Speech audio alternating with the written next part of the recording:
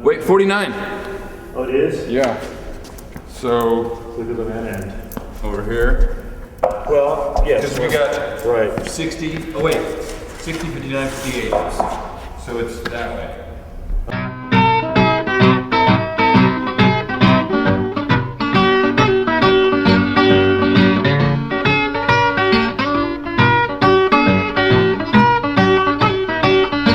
Baby, please don't go.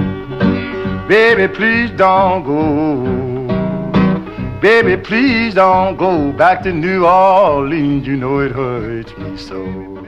One of the things about a mail pouch barn that sets it apart from the rest of the collection, most of these signs are what we call an on-premise sign. They were a sign that was on a building, or they were POP signs, point of purchase signs. They were inside the store, in a storefront window or on a counter. This is actually akin to what we call the outdoor advertising industry, or the lay people call billboards. It's an off-premise sign. It's very tough as a rule to feature wall signs here at the museum, because how are you going to take down a building brick by brick and reinstall those, restack those bricks on a wall in the museum? So this is one way to represent sign painting on walls. Way down here, baby, I'm way down here on old Parchman's farm. Baby, please don't go.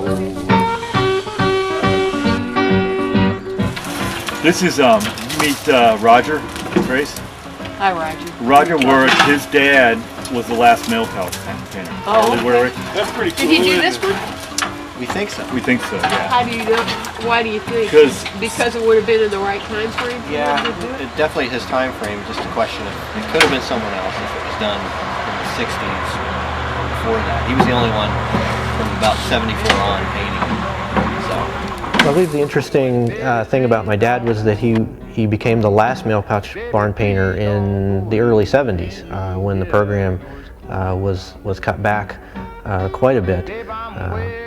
He became the last painter. He got a lot of notoriety out of that, beginning maybe in the mid 80s. A lot of articles were written about this guy who painted all these signs and was the last one. So it was a natural story, a human interest story that people gravitated towards.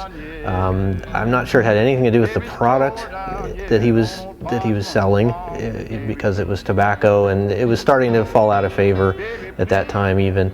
So it was more just the process of painting the sign that fascinated people, that he could get up there and paint these signs by hand, without a template, without any kind of guide. I think that's what really attracted people, irrespective of the product involved.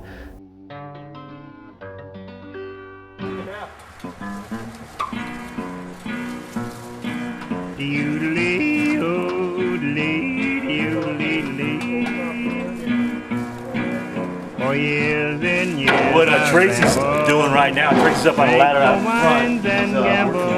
He works with Scott on the barns. He's pulling off the track system to the old doors. Once we get the track system off, then we can start pulling the panels here one by one. And we're going to number them ahead of time on the inside of the barn with a black magic marker. We can come in here and start prying some of this stuff off, right? The story behind the mail pouch barn is one of those stories where the vibes are right. Just kind of, it was meant to be. There's a lot of interest in mail pouch barns. There's actually a grassroots group out of Belmont, Ohio, which was the home of Harley Warwick, the last mail pouch painter. So I kind of put it out word that we'd love to have a mail pouch barn. It's a loose kind of network. Word got passed around that the museum was looking for a mail pouch barn.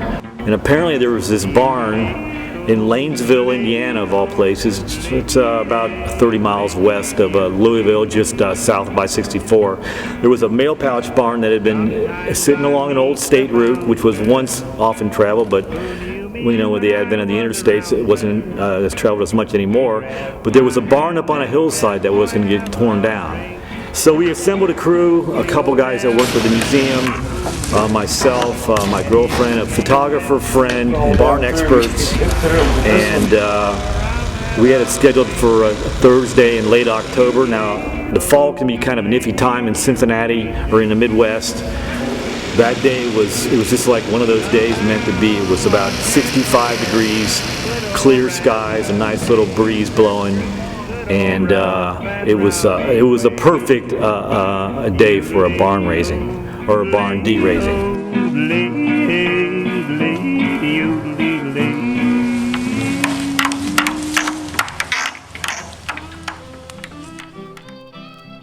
The process of painting a barn would really start with the company. They would have advanced men go out and find the best barn locations, the ones that were most visible to the highway.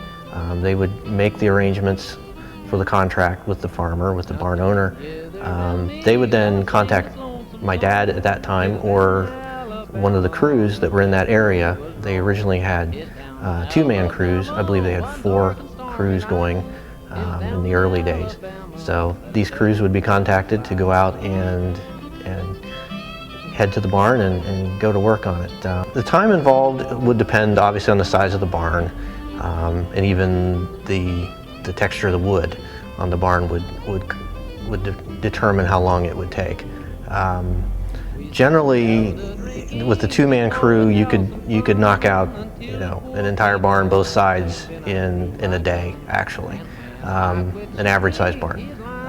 The black barns went a lot faster than the red ones. There was just a lot less detail work on those. The red barns took longer.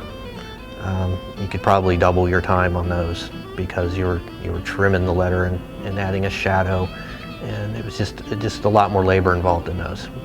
Yeah, there were a lot of sort of specialized equipment involved. At least he sort of made up a lot of things himself at that time to rig up the scaffolding, and well, it was called a stage actually, about a 20-foot stage, and he would hook it up with ropes and pulleys, and a very interesting looking contraption he would end up with, but it was darn reliable, except for maybe once or twice, but it wasn't the fault of the equipment.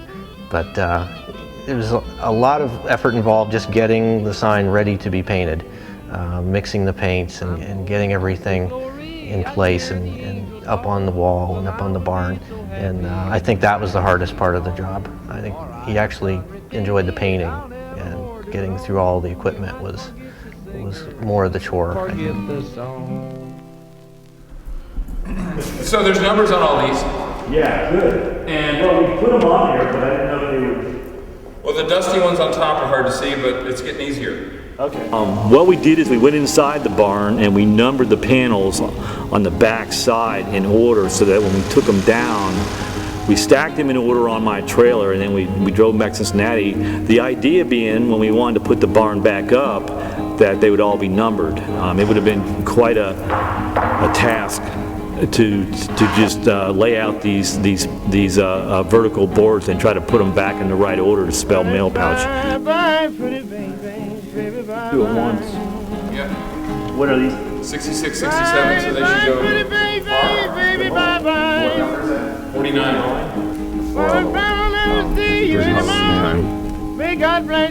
Yeah, well, the numbers basically maintained, so that's going to be a hell of a lot. Yeah, so So that one is 49.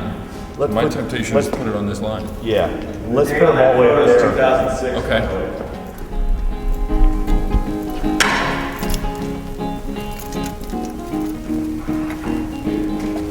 Yeah. So we got 49 on this side of the line. Well, And then those have to go here. Well, leaving sweet baby, can't carry you. Well, leaving sweet baby, don't you wanna go? Well, if I'll never see you anymore, may God bless you everywhere you go. 'Cause bye-bye, pretty baby, baby, bye-bye.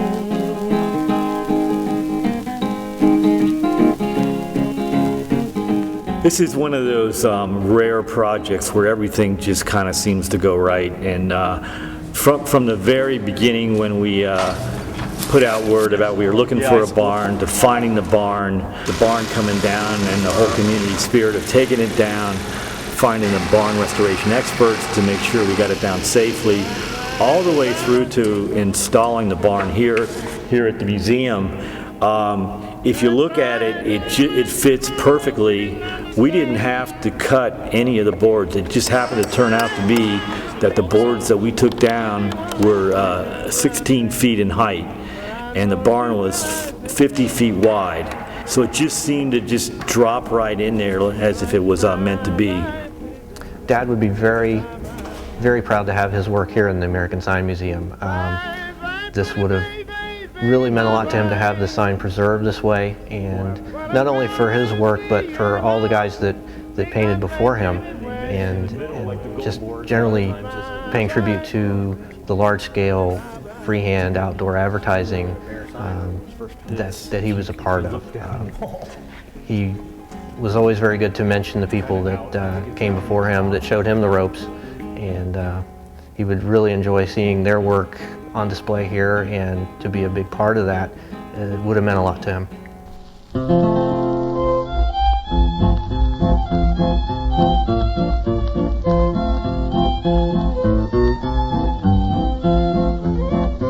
We were picking berries at old Aunt Mary's when I picked a blushing bride. As we rode home together, I just wondered whether I could win you forever if I tried. Then at love's suggestion, I popped the question and asked you to be mine. From your kisses, I knew you picked